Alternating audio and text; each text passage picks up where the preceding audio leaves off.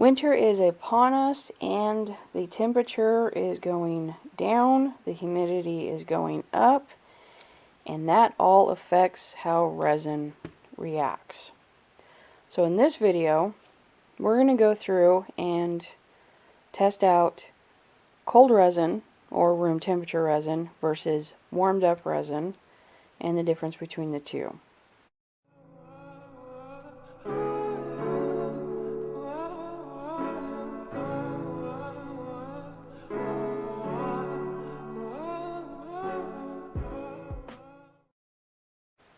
Good morning everyone, and welcome back to the Creative Studio.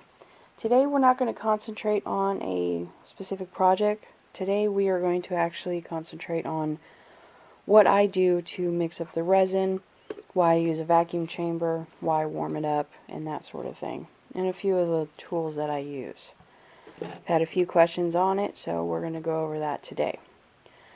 So first off, the resin. I use Art and Glow. It's really good resin. It dries solid, it dries clear, it's easy to work with. It does have a 40-minute work time, so I'm able to create what I want, casting things into the resin, or like I did with the flower one, drawing with it and that sort of thing. So I do like that one. Now as far as mixing ones, I just use regular cups, depending on how much I'm mixing, depending on the size. Simple as that. This is what I use to measure it with. These are silicone. You get them on Amazon. All the links for everything I use is going to be in the description of this video. It is set up for milliliters. 30 milliliters is equivalent to 1 fluid ounce, so easy to remember. These ones are 100 milliliters each. Reason why I like them, they're easy to clean out. When you're cleaning up resin, rubbing alcohol. So pour some in there, use paper towels, clean it out, reuse it. Less trash and less waste going on. So I like those. And then you can also clean them up with soap and water to get the rest of the residue and stuff off of it. The other thing I use are these. So this is a silicone popsicle stick kind of thing. It is from Nice Pro. Just like these, easy to clean up. Use the rubbing alcohol and a paper towel and wipe them down and they're ready to go. They are a little bit flexible, but the really nice thing is they contour to the side, and just like any other silicone utensil, it scrapes it up. It's really nice. So I do like those as well. Again, I'm not burning through a whole bunch of popsicle sticks or stir sticks or whatever. It's something I can reuse. Alright. So as far as the resin is concerned, I warm mine up first. So the biggest part of this video is I'm going to show you the difference between warming it up, how thick it is, how much stirring it takes just to get it to mix together, and how much time it spends in the vacuum chamber, cold versus warm. So this is sitting at ambient room temperature of about 73 degrees. Winter is coming, so this is actually a really big deal, because the colder it gets, the thicker this stuff gets. We're going to go ahead and mix up 1 fluid ounce of each, so 2 fluid ounce total. And I'm going to show you the difference of how it pours, how it mixes, and time in the vacuum chamber. So since I'm doing this all in one, and then I'll warm it up and do a whole other batch, you're going to actually see them back and back. So me pouring the cold, then pouring the warm, and so on and so forth. Okay, we're at the sink. Now, all it is just fill it up with hot tap water. As hot as you can go.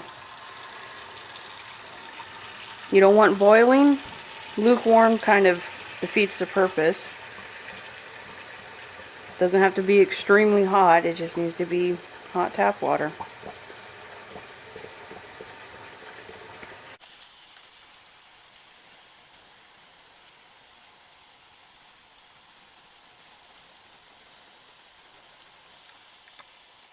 Okay, there you go. Now this is going to sit for about 20 minutes and warm up. We'll be back. Alright, so 1 fluid ounce of each. So first up we have the resin itself. So 1 fluid ounce is the 30 milliliter line, which is that one right there. And nice thing is I can mark it like this. This is a dry erase marker, so I can wipe it off later. Alright, so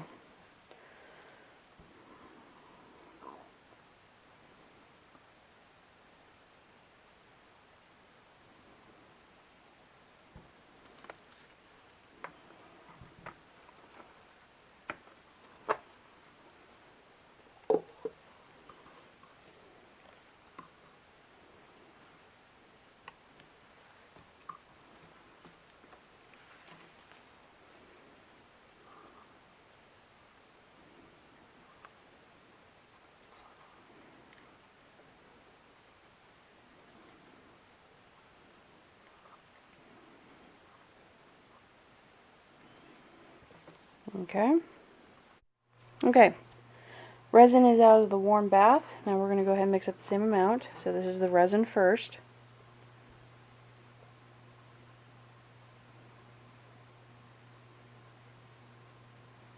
Okay, slow down. There we go.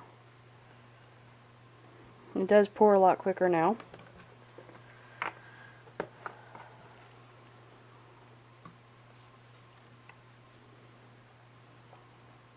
I can see a difference. I hope it is coming across on video. This is definitely more fluid. Okay. Now the hardener.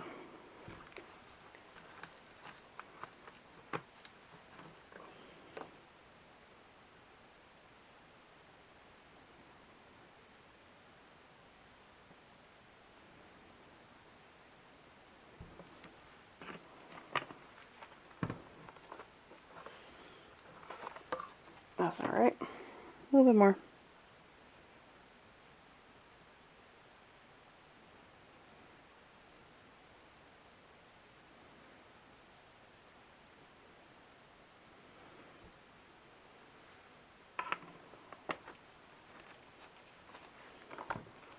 There we go.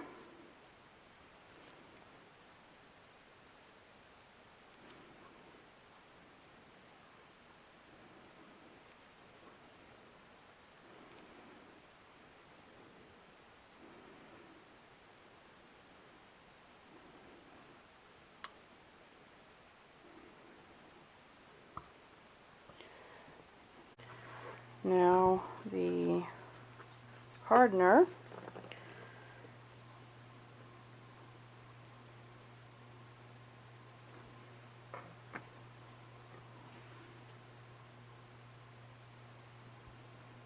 Okay.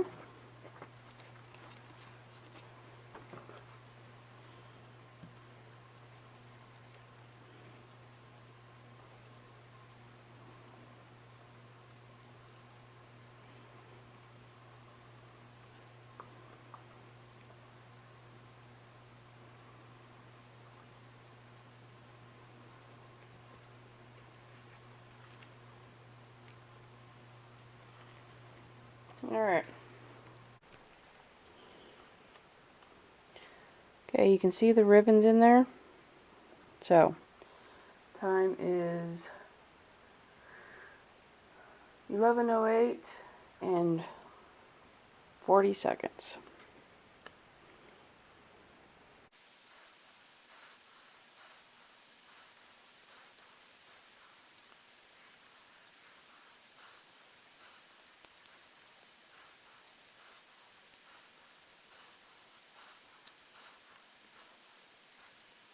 Okay.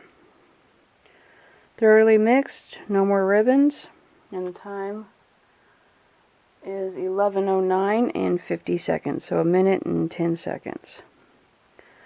Alright, you can see all the bubbles in it.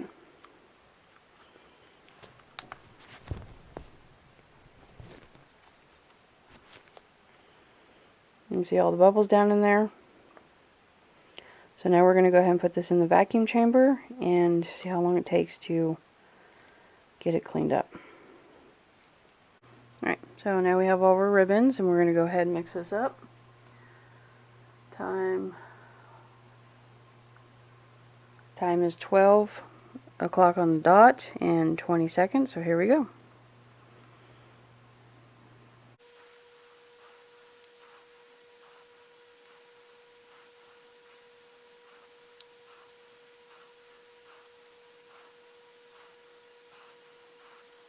Okay, no more ribbons.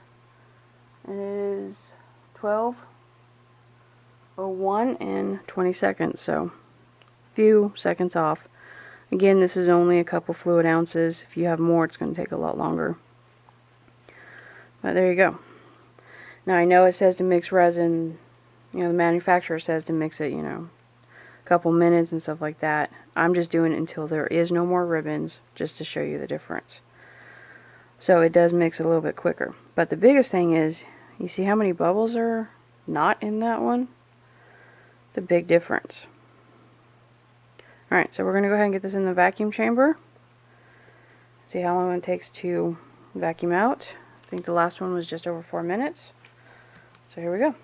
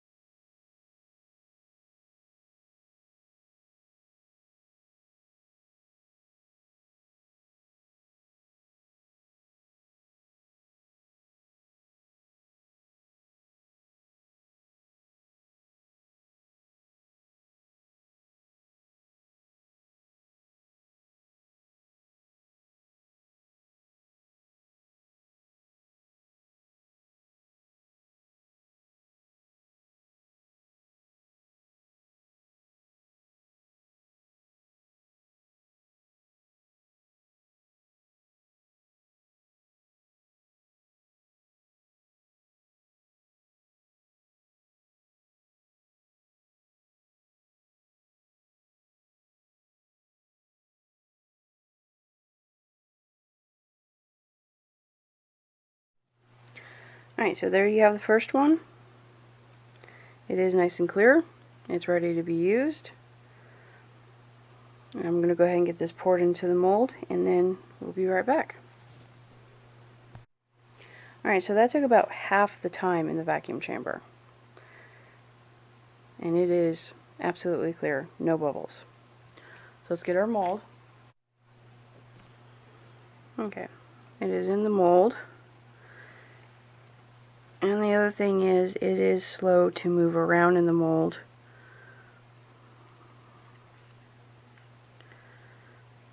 And there's a few air bubbles that have formed because of it. It's hard to show because it is clear resin. I don't have any colorant in it. That's why I wasn't going to show you this bit, but hopefully description is good enough.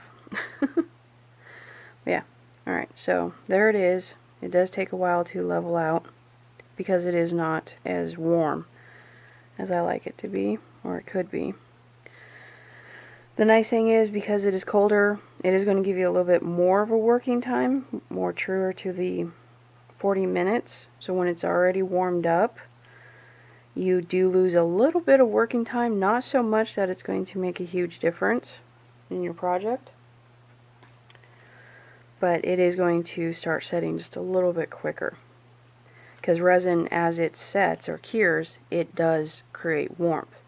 The warmer it is, the faster it cures, and so on and so forth. Alright.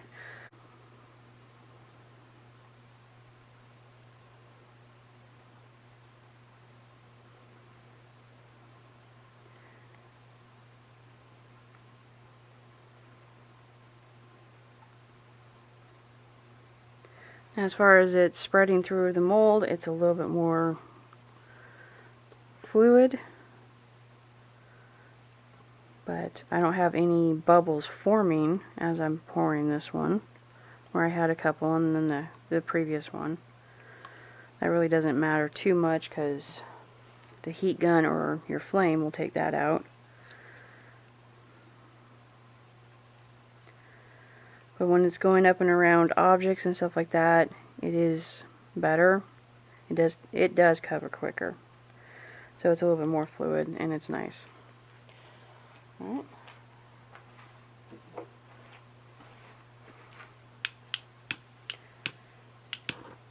Come on.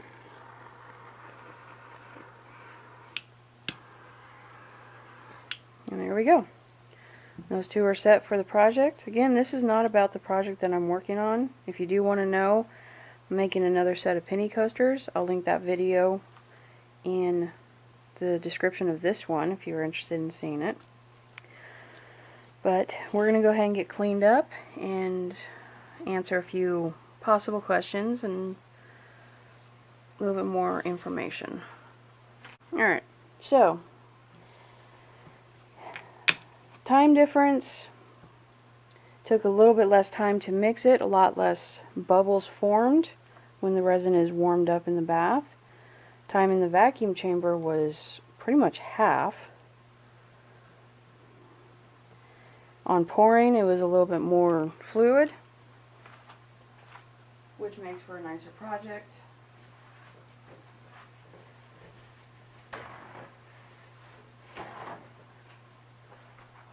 What I've learned from experience is it's less likely to trap bubbles if you're pouring around objects, if your resin is warmed first.